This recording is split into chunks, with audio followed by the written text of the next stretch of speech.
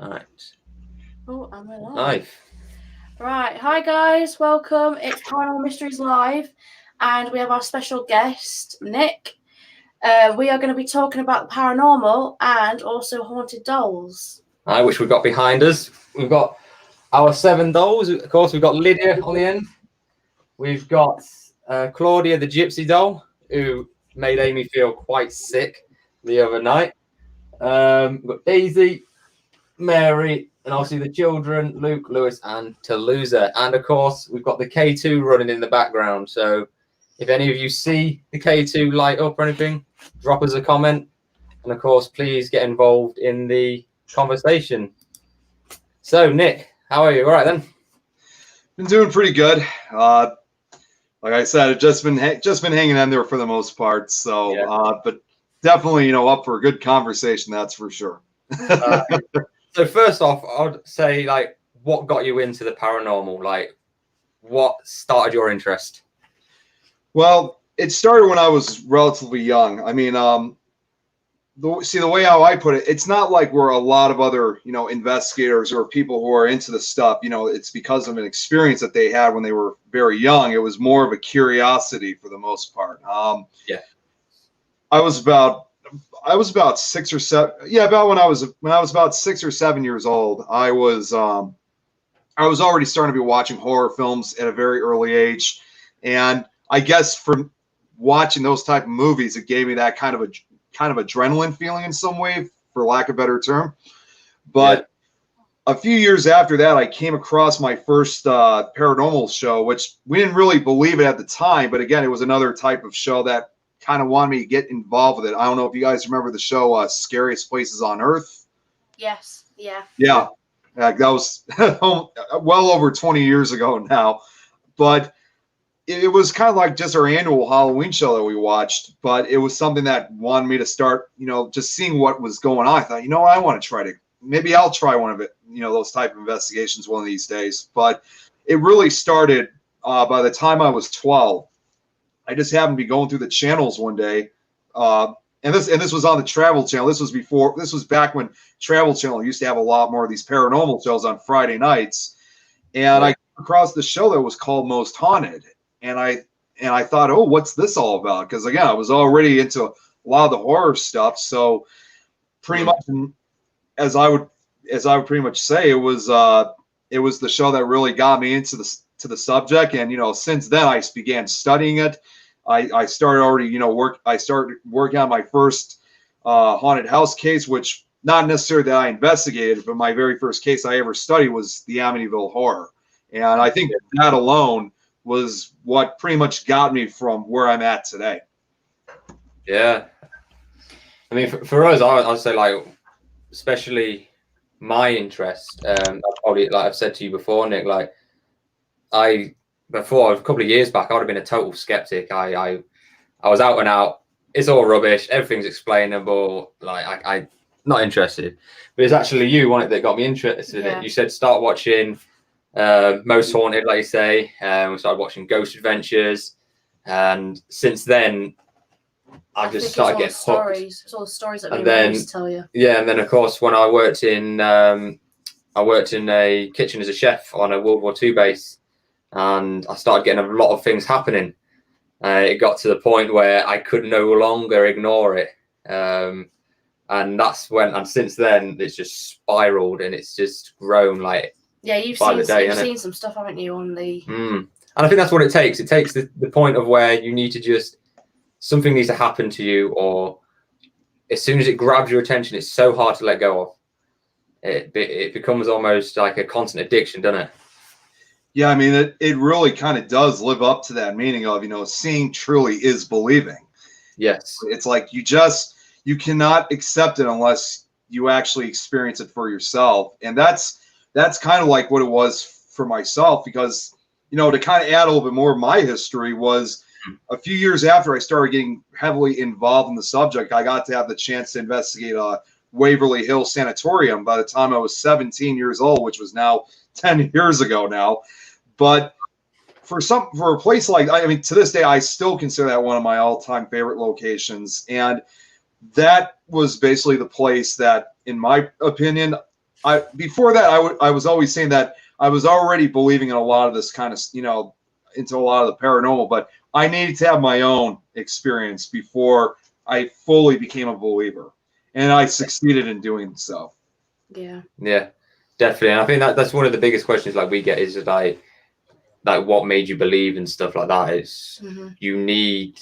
It's not necessarily a belief. It's just something happens that makes you start questioning the reality and what you're seeing and hearing, and that question is constantly keeps running in your mind, and the more things that happen, the harder it is to explain almost. Yeah, it's crazy. Yeah, I was gonna say, for me, I'd agree with you, Nick. My first take on the paranormal was Most Haunted. I used to watch it with Mum every night. It used to be a religious thing for us.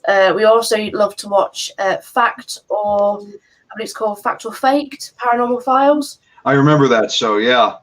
Yeah, really old one. They don't air anymore. However, they're really good at looking at all different legends, myths, paranormal, and that kind of got me hooked. But for me, growing up as an army brat, being in a lot of army barracks, we had a lot of paranormal things happen to us, and I think it's just the history that's like attached to these places. Definitely. Wow. Who's that? Scaredy Cat Paranormal. So we've got obviously our guest that was on last week, Scaredy Cat Paranormal. He's jumped in. It's good to see him, mate. So yeah, I mean, what's your favorite like occurrence has happened to you? What's your favorite experience that you could, the one that really stands out in your mind, if you have one? See, I have a few, but I think actually one of them was in fact last year, so it was just recent. We do this to kind of make a long story short. This was during a paranormal con that we were running down in Alton, Illinois, which is regarded as one of the most haunted small towns in America. We do this con that's called Haunted Road Media Paracon. It's ran by Mike. I might have said this before, but it's ran by someone by the name of Mike Ricksecker. He does Haunted Road Media. He does a show. He does a couple things, and this was our second annual. This was his second annual Paracon down there. And right after the con was over, we had an investigation.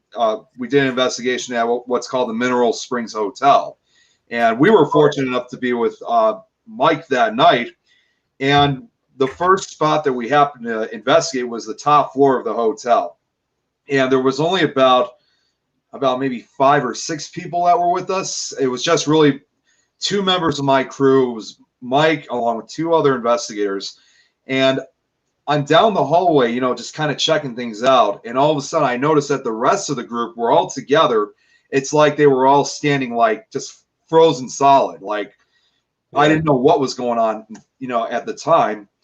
And they told me to look. So I went over to them and they told me to look down the hallway, and it's pitch black in the hallway. I mean, there was only one source of light, which was like light that came from underneath the doorway, which was the only lighted area from on the top floor. And I start seeing what at first looked like little shoes, like just having me kind of moving around. And of course, obviously, like everyone else, I was like, what is that? Like, I keep seeing these shoes forming. Perhaps maybe a minute later, it then started to take the shape of a skirt, and then a torso began developing. And next thing I know, we're staring at a little girl literally right in front of us.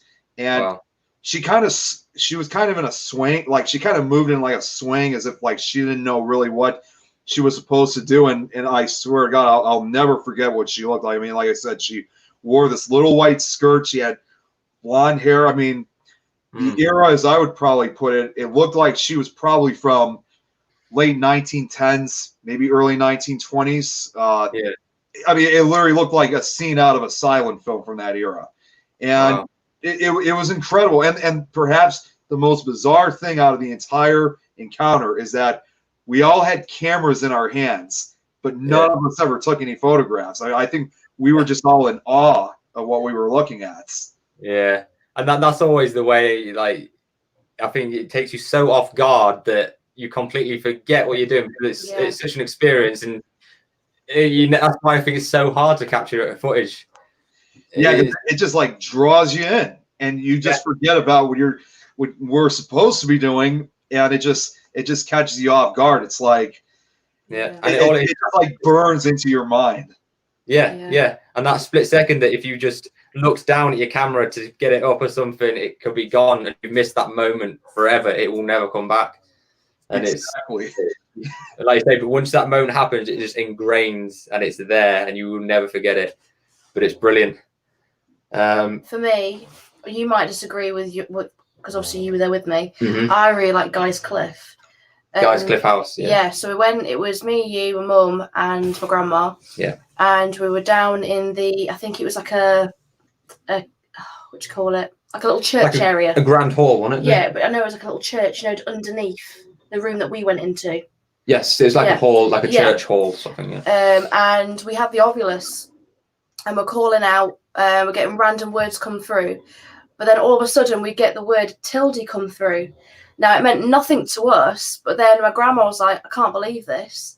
But my best friend that I used to call, who was called Matilda, we used to call her, me and my husband, my granddad, Tilde. And it was spelled exactly the same way on the Ovilus, and she couldn't believe it. Yeah, and for that to come out on the Ovilus, like... Just a random word. I don't even think that word is even in its database. Well, no. It must be somewhere, but... It's just so random for that to come out and then be so poignant to one person in that room. Yeah, it's mad. It's highly unusual. Definitely. And then the second bit was when he offered basically one of us to go up, so I decided to go up with you. Yeah. And this was in the Masons section, which obviously they don't like females being, because it's all about males being. Yeah, well, the Mason religion is the Masons. Women were not included. No, you were not allowed in the building. Mm-hmm. And I think that's where my experience comes in, when we were in that room at the very top, and we sat in one of their grand chairs at the end of the room, and we're egging it on. We're egging it on, thinking, because this is one of our first investigations. We thought nothing's going to happen. We just see what happens. You get a bit ahead of yourself, and you start egging stuff on, and then. I will never forget, it was pitch black, and there's just a door at the end of the room with a light coming through, and the door slowly creaks open like a frigging horror movie. Yeah. This door creaks open, and the loudest bang you've ever heard in the middle of this room, like a thunderclap, and the whole atmosphere just switched on its head. It was going foggy in the room as well, like really foggy. Yeah, it was so foggy, and of course I was scared. I totally admit I was scared stiff. But it was the atmosphere that made me just feel like something extremely bad's about to happen. It was that fight or flight. Like, if I don't get out of here, I may never get out of here sort of feeling. And we just ran and... Well, and that's the thing as well. We went downstairs, and the guy, my mum, my grandma, and these other people that were in our group, they were like, was you running about? Was you banging and stuff? And we were like, no, we were sitting the whole time. Yeah. They thought we were literally doing like a dance almost. Like running around and stuff. Around the room. We didn't run at all. And there's nobody else on the floors or anything. It's crazy. But yeah, so tonight's topic is haunted dolls. As you can see behind us, we have our haunted dolls. Now we're crazy, I think. Yeah. we were meant to only be getting one, but a month later we've got 7. Yeah. So if anybody out there is watching this or listening to this, if you've got any haunted dolls you want to get rid of, get in touch with us. We'll gladly take them off your hands. But yeah, so what's your opinion on haunted dolls in general? Like, what's your thoughts? Well, you see, for even when I was studying, starting to learn more about paranormal stuff, I wasn't too crazy on the idea originally on haunted dolls in the beginning. Mm-hmm. But there was one particular doll that I think it pretty much turned out completely upside down, thinking, yeah, there's something going on with some of these, possessions like dolls. And that was, without a shadow of a doubt, Robert the doll. Kind of like the most notorious of all these haunted dolls was Robert. Once again, I remember we were watching. It was on the Travel Channel, and we never heard anything about Robert the doll previously. And we never. Yep, there he is. There he is. And you know what's funny? I didn't know that he was actually he would eventually become the inspiration for the movie Child's Play. So Yeah. you know, we just happened to be watching the segment that was from the Travel Channel, and I don't know what it was. I think that was really the first time where something involving that actually kind of scared us. Like we were scared to go to sleep that night. I was only like 13, 14 years old at the time, so I could understand why now we were so freaked out. But you know, stuff to look at, to be honest. Yeah. But I think that was really what, you know, started to get me thinking that, you know what, you know, especially when you're looking at a lot of like prized possessions, you know, of somebody, you know, of someone that once owned it or something, or, you know, had an obsession with it, you never know exactly, you know, what could be somewhat left behind. In fact, I even remember the last line of that documentary was for Robert, the artist, the owner of the doll. He's tragically discovered that the things we love to possess sometimes end up possessing us. Wow, yeah, that's quite a statement, isn't it, to finish a show on? Jesus, Definitely.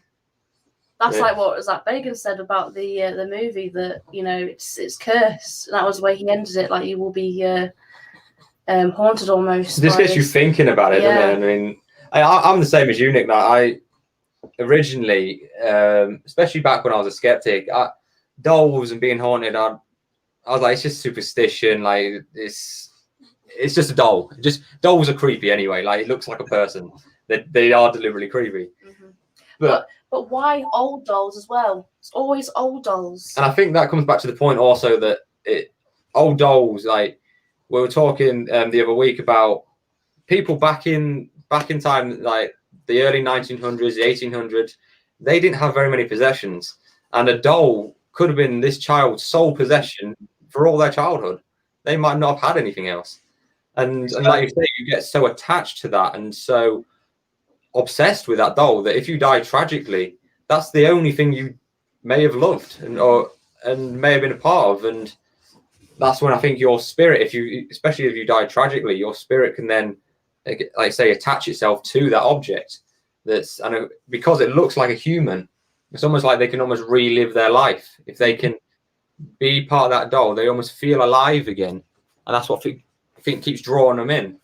Now, with our experiences with these, at first I was very skeptical. I thought, we're buying a doll, we're buying them online. I thought, these could just be hoaxes. Yeah. You don't know what you're buying. You got to take a chance. Yeah, certainly. And I mean, some of the footage, like if you look on our channel, the footage that we put up, like some of these things that we have happening with these, we cannot explain. Mm-mm. Some of the orb anomalies that we get happening, some of the responses that we get through the spirit box, the K2 that we have here. Now, if you've been watching it since we started, it has not flashed once. This has the same battery in from one of our previous videos where it flashed intermittently on every minute. We thought it was battery, but if it was the battery, yeah, why would it not be doing it? Because it started doing it, that just one light, it started doing it. I thought, oh, the battery must be going. I kept watching the video and I thought, yeah, it could possibly be the battery, but I haven't changed the battery, and ever since, it's never done it since.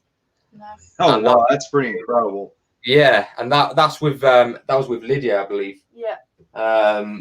And since things like that have happened, I can't explain. Well, it's either the dolls, or there was stuff here already to begin with, that either attached to us or family or. But I would say in our house, we haven't had anything happen before these dolls. No. Nothing. It's felt so calm, just like a normal house, like you do. Since these dolls, especially when Amy be at work and if I'm on a day off, I'm at home on my own or something. I don't know if it's my imagination or what, but I get noises and things that I cannot explain. Like I've heard whistles as if somebody's been stood on the landing above my head whistling. We heard it downstairs while we were watching TV. It's so loud it couldn't be outside. I've had shuffling, which is probably one of the creepiest ones. I was stood still downstairs. The dogs are downstairs with me, so it can't be my dogs. And I've heard someone shuffling across the landing. Wow. I mean, it's So little dolls going across like that. The list goes on. Like, wow. it's crazy. I mean, is that coincidence? Is it? I don't know. Yeah. But certainly since what I've had happen and like our last video, the responses we've got from Luke, which is this one here. This is Luke. He's a miniature doll.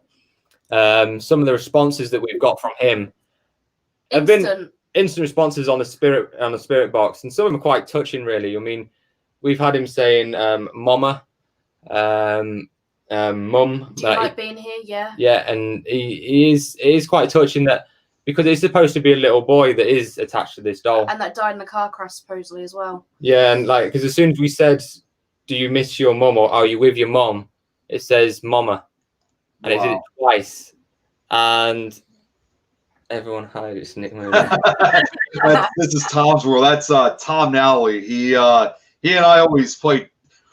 He's trouble, but I'm always trouble to him too. So thanks for tuning in, Tom. He does a show called "This Is Tom's World," which is not necessarily. It's not paranormal. It's just I don't know. It's just "This Is Tom's World." That's all I can say. Well,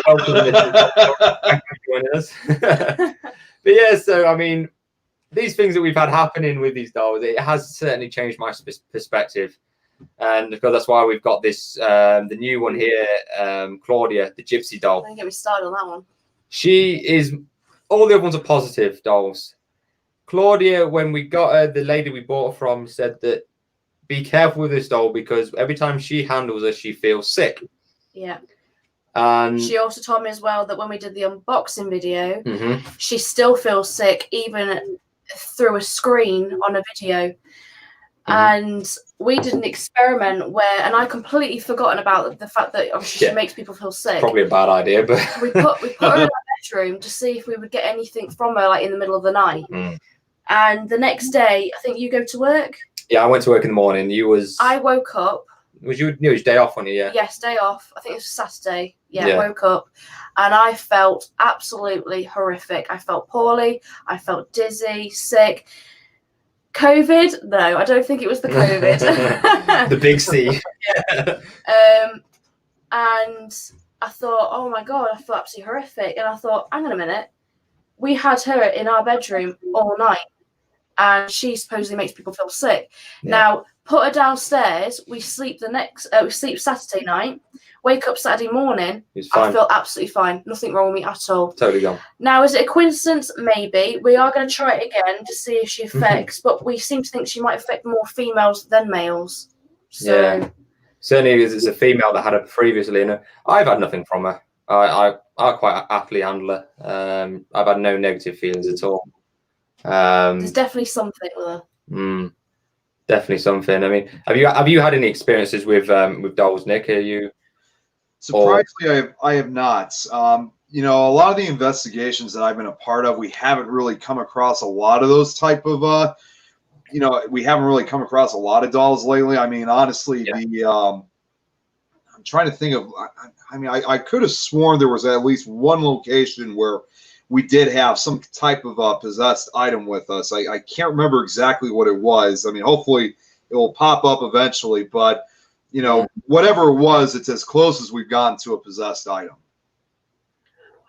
Hello, someone. Hello, Tom as well. But yeah, and I think when you do come into contact with what people could necessarily say, this is a haunted doll. Oh, why would you have that in your house? Yeah, I would be skeptical, of course. You've got to be skeptical. You get unfortunately, there's people out there that will use it to their advantage, either for money interest or just for the publicity. Yeah. So always be skeptical. But then you got to take a chance. You got to take a chance. But then also, of course, you've got to treat it with respect because you do not know what's in these dolls. Yeah. Exactly. And this will actually bring us nicely on to Annabelle, of course, the one of the most famous dolls out there, which I'm sure you know about. Which actually, there's this book that I've actually got. It's Spookiest Objects, and on the front cover is Annabelle. Real Annabelle, not the one from the movie. Yeah. So this is a brilliant book, and of course it says in here that it's owned by Ed and Lorraine Warren. Oh, there she is. Their occult museum. There She is, the Annabelle doll with Ed and Lorraine Warren. Now, when we're saying that you've got to treat them with respect. Now, this doll, if you read some of the history about it, you can Google it or anything. This doll has actually been known to kill somebody. Someone has physically died when being in close contact with this doll. I don't think she was that bad, but obviously. The first person that nearly died was the priest. That, long story short, when they started having issues with this doll, when it would move around their house, every time they'd go out, come home, it's moved every time. Sometimes it'd be standing. I mean, this doll can't physically stand up, but why is it physically standing? Right. Exactly. And this priest eventually obviously came to excise this doll. Now he's famously said, quote me if I get this wrong, but I'm sure he said, you're just a doll, you can't hurt anyone. And he took this doll away in his car. Now, shortly down the road, unfortunately his brakes failed at an intersection and he had a near fatal collision. The paramedic said he's extremely lucky to have survived. That already should start asking questions, and it doesn't stop there. The Ed and Lorraine Warren, when they took this doll back to their museum, they struggled to keep control of their vehicle on the way there. And the doll's still at the museum, isn't it? The doll is still there. Yeah. But the point I'm getting onto, sorry, I know I'm rambling. You're good. The point I'm getting onto is there was actually a couple that went to visit this museum. Obviously, they've got lots of occult artifacts in this museum. Brilliant place. We've never been, but what I've read about Ed and Lorraine Warren's museum, it's a brilliant place to visit. They went and visited, and this fellow was a skeptic. Now, he went and saw Annabelle, and he thought, yeah, you're just a doll. So he bangs on the glass, and he challenged the doll to come and get him. Now, this is where we should say we should treat it with respect. Unfortunately, Ed Warren, he then told the couple, like, please, can you leave? Like, you don't understand what you're getting involved in here. And this guy thought, like, sod you. And he just felt like it's a complete joke. Yeah, he went off on his motorbike with his girlfriend on the back. Now, shortly up the road, they lost control and hit a tree. The gentleman was killed instantly from the collision, and the lady spent a year recovering from her injuries. Now, I'm sure you've probably heard of this, Nick, haven't you yourself? Like, but it just makes you have to treat them with respect. It's like, see, it's interesting that we're talking about this too, because I don't know if I said this on John's show, but I was actually fortunate enough to have met Lorraine Warren myself over 10 years ago. And the surprising thing about Annabelle is that she didn't really talk when she came to the Chicago Ghost Con, which was our second annual one at the time. It was her only time that she ever showed up at the con.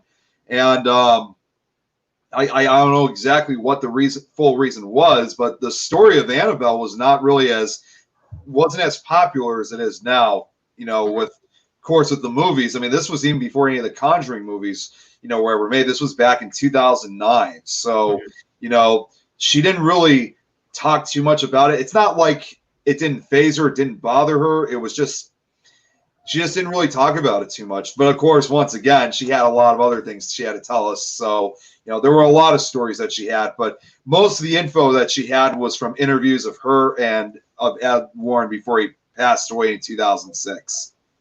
Yeah. And just to get on to Tom's question quickly before it goes, why did they call it Annabelle? Now, if obviously in this book here, I'll just quickly read you that they originally called it Annabelle because they after purchasing this doll from a thrift store, the couple had it in their home and they started to get in strange things happening. Obviously, it moving, and they brought in a psychic because they thought we need to find out what's physically going on with this doll. Now, the psychic revealed something very shocking and disturbing. It says here, she said she told him that the body of a 7-year-old girl named Annabelle Higgin was found in the field where their apartment building now stood, and her murder was never solved.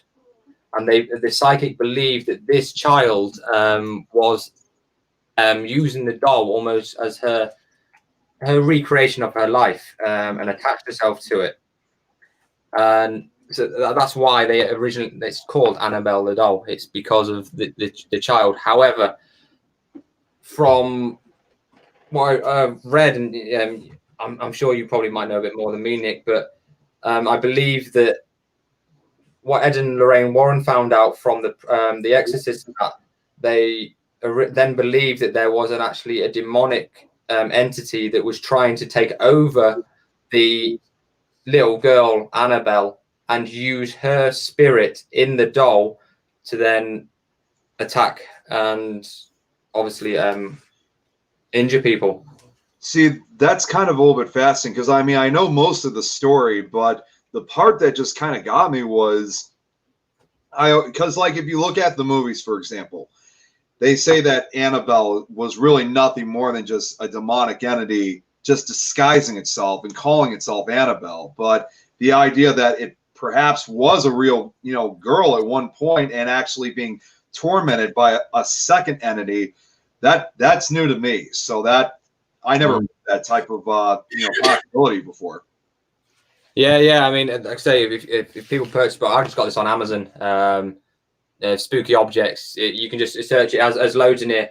Also has Robert the Doll and that, but it did say that in here about that. Now, whether this story, obviously, you have to obviously take these stories with a pinch of salt because you don't know if it's been embellished. You don't know what's gone on. However, the facts still remain that unfortunately people have died coming into close contact. Seriously hurt. It's and you've got to, and the same with these dolls. I mean, these dolls that yes, these may be positive spirits that are in these dolls. Obviously, apart from Claudia, that's slightly negative.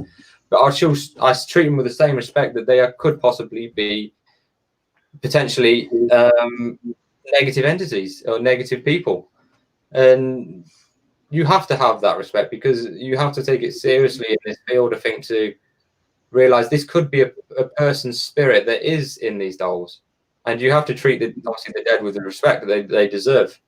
Yeah. And I think when you cross that line of disrespecting the deceased, I think that you could then almost make that entity negative. If you understand where I'm going with this, like oh yeah, another thing too, and another similar case like that, I could, well, not a case, but it's almost just as much as some of our, it's just as important treating them with respect as like if you were visiting like a graveyard or a cemetery. I've gone to cemeteries where like Bachelor's Grove, for example, that have been decimated, graves vandalized, you don't know where everybody's buried and stuff, and that's obviously not only, of course, modern times of crime, but that's another way clear proof of disrespect. And whatever's in that cemetery, what originally started off as benign entities have now all of a sudden become negative, and they don't trust anybody. Yeah. And I don't blame them really. I mean, for myself personally, I mean, if I'd passed away and I'm floating about wherever I am and somebody starts disrespecting me, then of course you're not going to be very nice. It's the same as in life as you are now. You get people that are being disrespectful, then you're not going to treat them with the same respect back. And I think that this is when you can create these negative entities. Yeah. Certainly, almost to the point of where it can become demonic. I actually just thought of another story that just came up. It wasn't a doll, but it was still with an item. This was a story that I was told by someone who I used to take the train over to work, and there was this guy that was over there. We eventually started talking. He got to know who I was, and he told me the story of a friend of his.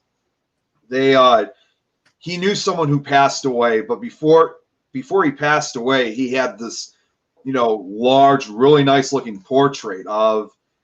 I don't think I was ever given the details of exactly what this painting or portrait was. Yeah. And this is kind of like one of those classic grave robbers stories, if you will. Really? So after this guy died, this other guy now, he just had this lust of wanting to possess this portrait. Now, the guy where he was buried, this was not like your typical coffin. He was actually buried in a crypt. So this was kind of like one of those ones you could actually walk in if you're a relative or you have the rights to be there. But this guy ended up breaking into the crypt. He found where this guy was buried, and he walks inside. No big deal. And to this day, I don't know how he managed to avoid getting caught. So, because this was just a few years ago. And so he goes into the crypt and he finds the portrait, and he just just grabs it and gets out of there as quickly as he can before any officers show up. So he takes the portrait, he brings it back to his house, and he decides to put it up in his garage for the night because he's trying to figure out what exactly he's going to do with it. And of course, come up with an excuse of how he was able to possess it, of course. So he leaves it in the garage, and he said, according to what he said, nothing happened out of the ordinary during the night. But when he came back the next morning and opened the garage door to move forward with his plan, his entire garage was just destroyed. Things were like tossed all over the place. I mean, it was just trashed. And as you hear a lot of these stories, only one item remained undisturbed, and that was that painting. So he immediately took that painting and he brought it back to the crypt, and he never touched that again. That was it for him. I don't blame him. Bloody that's crazy. Yeah, that's almost tells the story. I mean, I don't know if you've heard of. There's a painting famous in Britain called the Crying Boy. Oh yeah. The Crying Boy. Yeah. Yeah. Now we've been and seen the one of the originals. It's at the Haunted Objects Museum in Rotherham, just up the road from us. We've just seen as well, though, that actually they've got ashes from one of them as well that was burnt. Yes, they've also got ashes from one of them up there now that we didn't see last time. But this Crime Boy painting, like same with that one there, really it's the famous painting goes that the gentleman that painted it painted one of these slum boys from one of the slums in South America, I believe. And that's. I'm assuming it's this picture, right? Sorry, I don't mean to make it. Sorry. Can't see. No, that is it. Sorry, I can't get. It's not letting me. I got sunlight coming through. It's the screen too, so it's not letting me show it. Unfortunately, but I do have it though. Yeah, that's the one. That's the Crime Boy. Yep. Now this painting, it's famous. It was a famous painting. Everyone bought it back in the, I think it's the 80s. I may be wrong there, but it was definitely back then, it was back in 70s or 80s, and everyone bought this painting. They thought it was brilliant. It went up in homes all around the country. Now, unfortunately, a lot of people with these paintings had house fires. Now, when the fire brigade went to these houses and obviously to put out the flames, the only thing that was remaining was the Crying Boy. Wow. The painting, intact. It would always be intact. Now, this got to the point that where hundreds, and it is in the hundreds of these houses that had these paintings were caught on fire, and the painting was the only thing that survived, that the national press put out a call for everyone that owned one of these paintings to bring them to a certain location to destroy them, because it became such an issue. Of course, a lot of people did take them. They did get rid of them, but some people still kept them to this day. Obviously, the one that we've seen. Now, we took some photos. If you go on our Instagram page, you'll see it. But we took some photos, and we had some strange anomalies coming off of this painting. That it wasn't lens flare. It wasn't any dust on the lens. We couldn't explain where these anomalies were. They kept changing. Now, where are you? So there's one there. If I point to it, wow. Now this kept moving and getting brighter as such. Jeez. Yeah, I mean, we could not explain that. And it was getting even brighter as well. It looks almost like the way how I see it, it looks almost like a vortex in a way. Yeah, and then it turned into like a.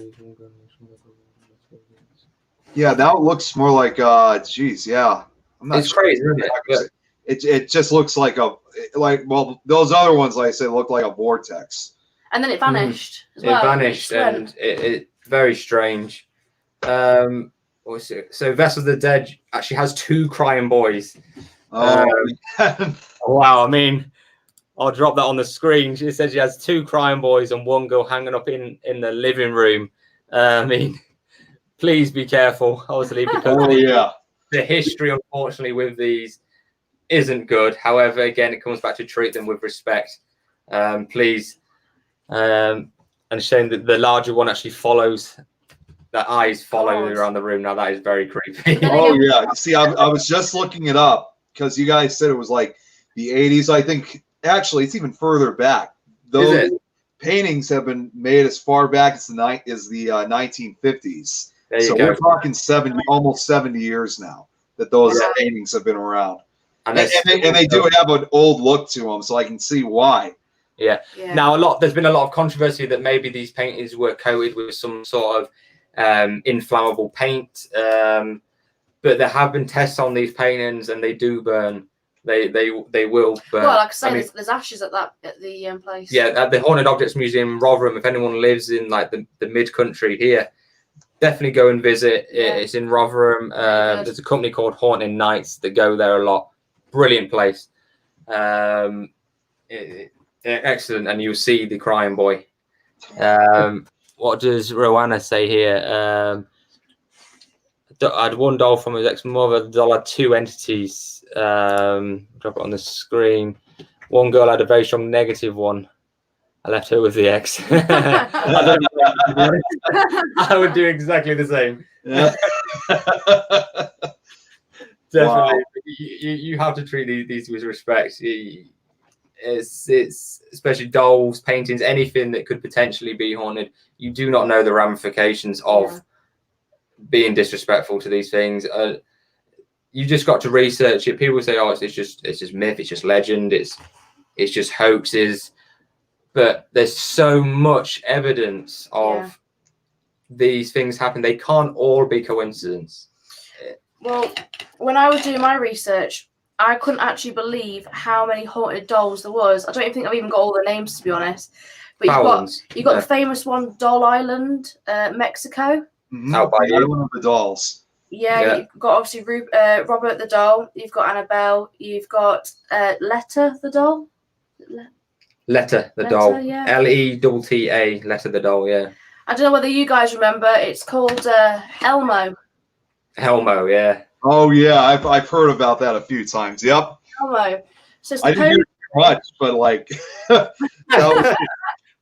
I guess at the time I didn't really take it too much because I thought it was just your typical memes. But now I've been hearing more often. Okay, well maybe it wasn't really such a meme as I thought it was. But supposedly the Bowman family in 2008, they gave this to their 2-year-old son James. And it was programmed to be able to say like a few phrases, and when you touch it, it laughs and giggles. Yeah. And supposedly when they were turning it off and turning it back on, changing the batteries, it would sing a song in a voice saying "Kill James," which obviously was really freaky. Oh my god! If anyone's got Elmo for one of their children, get rid. Yeah, get put it in the trash. Again, this could be a hoax. There's been things that has happened. People have got into the framework of these dolls and implanted certain phrases into its memory, obviously. But you've also got Harold is actually supposedly the first start on eBay, the first doll to be sold on eBay as a haunted doll, supposedly. Have you heard of that one, Nick? Harold, that's just kind of bizarre to think about. I never heard of a real one, but see, and I think I probably said this too on John's show. The closest I could even think of is that, see, I don't know if you guys are familiar with the Scary Stories to Tell in the Dark books. You guys know those books? I haven't heard of that, no. No, I've never seen that Harold before. Well, there's a story in that book that's called Harold, but the difference is he's a scarecrow instead of a doll. So it's actually, now here, when you guys brought that up, thinking, wait a second, Harold, I know that story, but I never knew there was a real one too, except it's not a scarecrow. It's a doll. Oh. This is what I found about weird. Like these stories of these haunted dolls and stuff have gone into children's programs, and you've got SpongeBob that did a program about a haunted doll. I mean, I know it's just a kids thing, but it's called Sanitation Insanity. That was what the episode was called. Yeah, and there's another. It's even in The Simpsons. I don't know if anyone watches The Simpsons. I haven't personally, but and that one's called Treehouse of Horror. Yeah, so they had a haunted doll in there. Now, it's a bit weird that these programs are made for children, and yet they're putting in these serious and severe subjects of haunted dolls that can do these terrific, horrific things to people. Yeah, I mean, it's like the story of Harold from the Scary Stories trilogy. It's in the third book. That story not only is based on something that just takes possession of the scarecrow, but it's also kind of more or less kind of based on bullying almost, because they originally created this scarecrow not only to scare away birds, but they made it into somebody that they basically made a replica of somebody that they didn't like. And they do all these things to the dog, like to the scarecrow. Like first they joke around with it, they pretend that they're talking to it, and then if they're mad, they start punching it, they throw food at its face, and then all of a sudden you start hearing these weird noises that you start thinking to yourself, well, maybe it's just some insects or something that may have got into this scarecrow. But as the story goes, they say not only is it moving around, it actually gets up and walks on top of the roof. And it's a classic story. It's one of the most famous stories from the Scary Stories trilogy. Yeah, it's crazy how far these stories can go, isn't it? Really.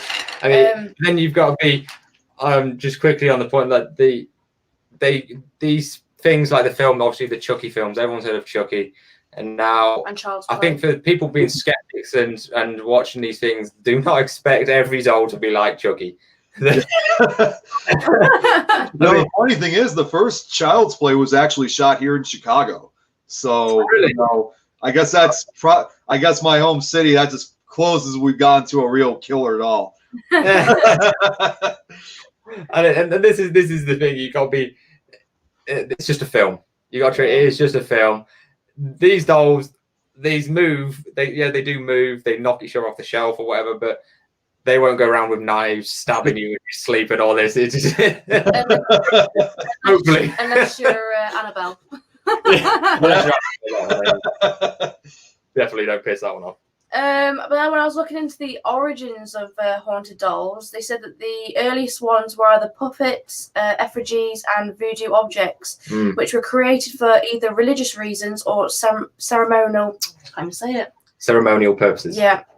And then when I was looking further, it even goes into fetish magic, an object believed to have magical power to protect, to aid its owner. That's more like the West African cultures, isn't it? Yeah, it says that basically what they used to do, if they wanted to grant someone a wish or wanted to curse someone, cause harm, they would have to drive a nail into the doll and hide it around the house. They'd also pour blood from chickens and other liquids over the doll, which created a really horrible atmosphere almost. Yeah, around the house. But this is back in the 16th, 17th century, because they were saying that back then people were so scared of it because they thought it was sorcery back then. They couldn't believe it. Yeah. But that was just obviously the power of the Western African culture. Yeah. But yeah, so it goes back as far as 16th, 17th century. That's I find that so interesting that we hear of like doll stories nowadays. You obviously get your famous Annabelle, your Robert, and stuff like that. But then to see if you just research the history and how far back it actually goes, probably even goes back further than that, to be honest. Yeah, like it's not necessarily just a doll. It's something, anything with like the human figure. So like the voodoo dolls and stuff like that. It depends how far you want to go with these sort of things, and I've especially voodooism. I'm not too. I don't know about you, Nick, but I've read up on voodooism and obviously its beliefs and what they do, and it's mainly what I've learned is that voodooism is more of a positive religion. This myth of it, voodooism being all curses and negative, again, killing people, it's all because of movies. Yeah. It's all because of people don't like the good things. People like good things don't get on the news. It doesn't. Right. Nobody hears about good things. Look at today's day and age. Nobody hears about it. It's all negative things, and this is what people. That's because we're negative-minded people, though. Yes. Unfortunately. Yes. But I just thought it fascinating, that these dolls go back centuries, absolute centuries, before, like, the beginning of human history almost. Oh yeah, I mean, it's like, yeah, to answer part of the question about voodooism. I mean, first off, I mean, voodooism is really no different than really any other type of religion, like, Judaism or Christianity. It's like you said, it's only just, the movies, some of the TV shows, they give it, books, they sometimes give it this bad press. I mean, it's one thing, like, if it was well over 100 years ago that was looked down upon, but that was at a time that it was not as well understood as we do now. But it's another thing too of, where you got all these movies that make it almost like it's dark, it's scary, you're not supposed to do this kind of stuff. But it's amazing to think of how far these, stories of living dolls, go back, like you guys said. Mm. There is another thing I should point out. I was just thinking about this earlier about, Amy, you were actually saying, why is it only old dolls usually? Like, you don't see that with modern dolls. See, one of the possible reasons why it's mostly older dolls is you have to remember a lot of the older dolls, unlike today, were made, had real human hair attached to them. Right, yeah. Yeah, I mean, unlike today, where we could pretty much make kind of fake type of hair, for the dolls. Back then, that was all you had, to have hair for, your doll that you were making. So that's probably the other reason why a lot of these entities are attached to these dolls, especially if those are the spirits of the former owners of them. Yeah. See, I think it's even the porcelain as well. It's so porous. It just latches things. Yeah, it's almost like the absorbent material. It goes to that, like you say, like with the hair and that stone tape theory, that's why it's more porcelain dolls, because that material can almost record like data, like a disc. So if you've had this doll from childhood throughout your whole life, such as Mary behind us, is one on the end here. She actually belonged to a lady that died later on in her life.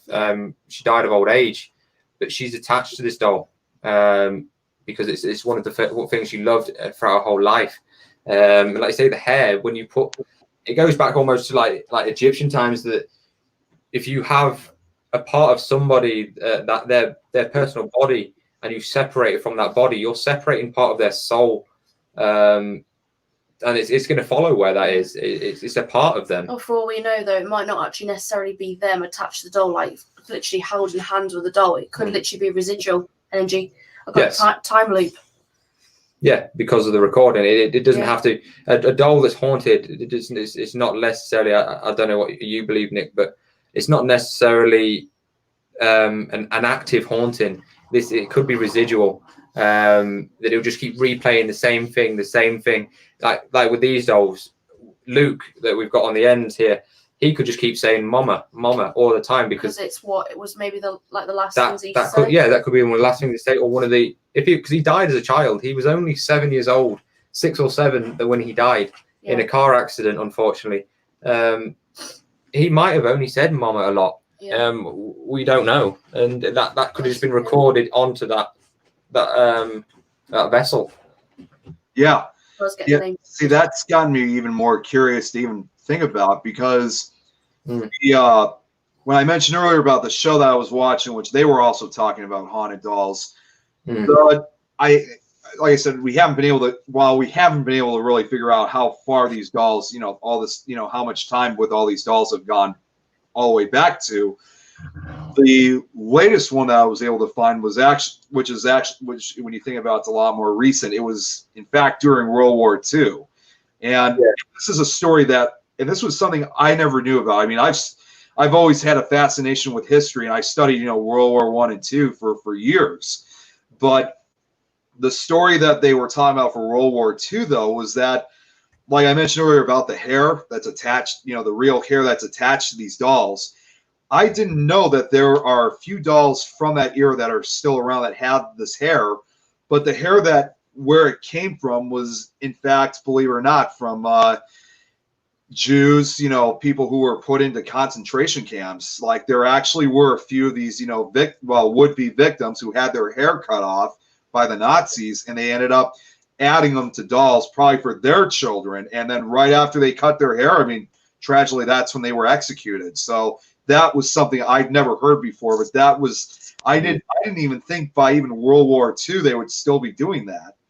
Yeah, I'm big into my World War like history and stuff, and unfortunately the Nazi regime, they did dabble in the occult, and they did do things that people won't speak about even to this day. They did have devil worshippers, and they did do things like you say, the hair of the Jewish people that tragically lost their lives in these concentration camps. They did put them on dolls and give them to their children to play with.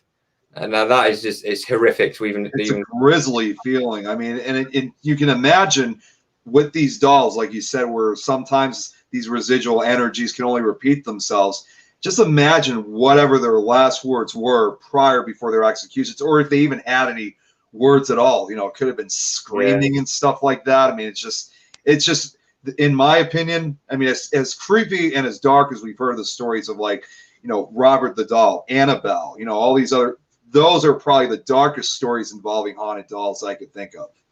Yeah, definitely. And it goes to show that these things, that no wonder they're negative, because of these tragic things that have happened to these people, unfortunately. Because we're getting into the time a bit here now, but we'll just answer a few questions the guys here. So Vessels of the Dead. I think as well with dolls is that I found that sometimes spirits can be attracted to a certain doll as it may look like them or someone they love. What do you think? Well, Nick, you want to go run with this one first, mate? Yeah, why not?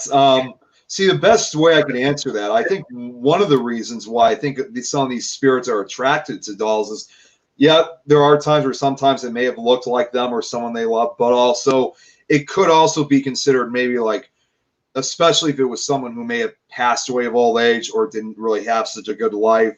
It may be a representation of their childhood, maybe one of their few moments in life when they had a few positive moments, that's really all they could remember. That's something that they probably enjoyed in life. And it's almost like they're craving to have like that childhood again, or try to have that child, that same type of lifestyle that a living child may be having. Yeah.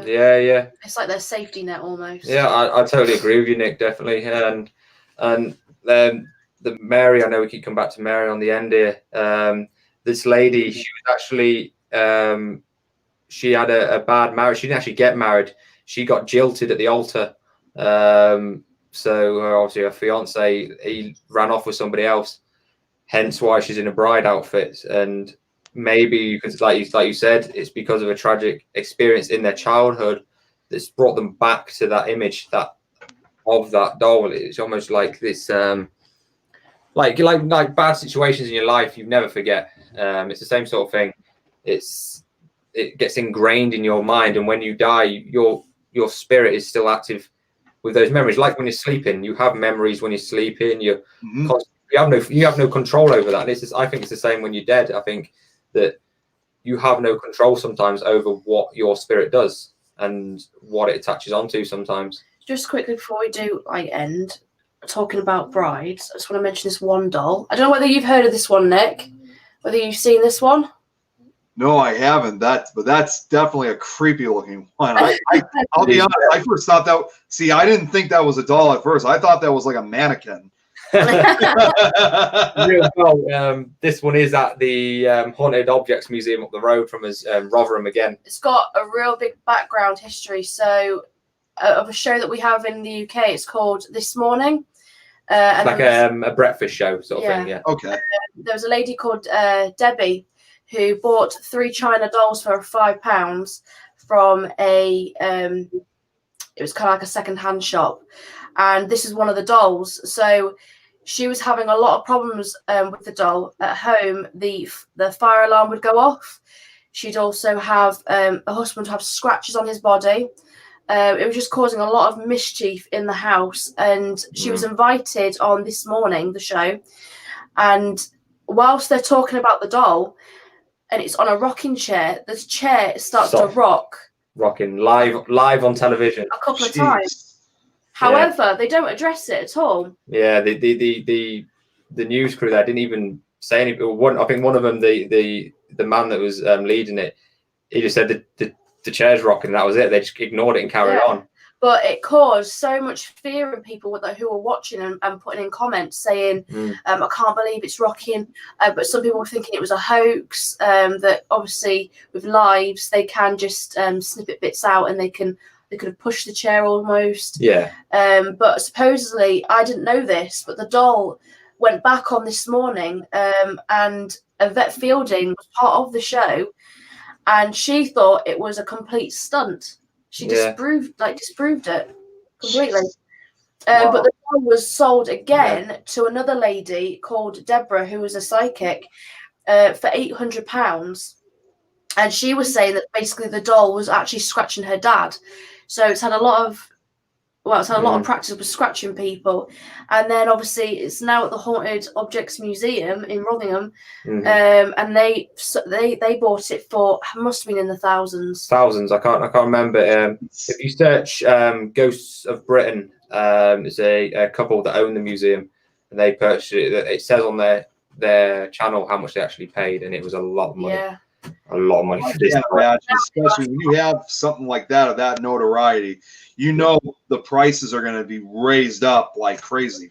You know, because there's just a lot. There's no matter, and it's just amazing that no matter how much it costs, there's always like a line of other people out there that are willing to pay that type of money to get their hands on it. Yeah. Unfortunately, we're two of them. Too dumb. Even though we said we'd never buy a haunted doll. No. And now we've got 7 of them. Yeah. Like, it's crazy. But again, and I say anybody watching, if you've got anything that's hot, doesn't have to be a doll, objects. If you've got any problems with them or you want to get rid of them, we'll happily take them. Contact us. We'll have a look. I won't say we'll take them. We'll have a look. But yeah, just quickly for Rowana, definitely. I'm sorry if I'm saying that wrong. I do apologize. I'll definitely stay away from your ex. By the looks of it, he's not a very nice guy. Hence why he's probably your ex. But yeah. Anyway, we are running a little bit over time. But I was gonna say, there's so much to talk about. Like, I'd love to have talked about the Doll Island, but because that's big in itself. In Mexico, I certainly think we need to definitely carry on with this conversation in another episode. Part 2. Yeah, definitely. Oh, absolutely. I'm up for it. I'm always open to conversations. So that's something that's going to definitely be coming on again. Part 2. Our next episode was going to be aliens. Maybe it should be a part 2 of the dolls and stuff. Continue it. We won't put Nick on the spot now, but if Nick is available, part 2 next Friday will be on as Haunted Dolls. Yeah. We will carry on this conversation. Thank you for joining us, Vessels of the Dead, Rowana, Rick that was in there as well, Tom's World. It's been awesome. And again, join us next week, Friday night, 8 p.m. our time. Thank you again, Nick. Yeah. Have a good time, guys. Stay safe, and we'll see you again. Take care.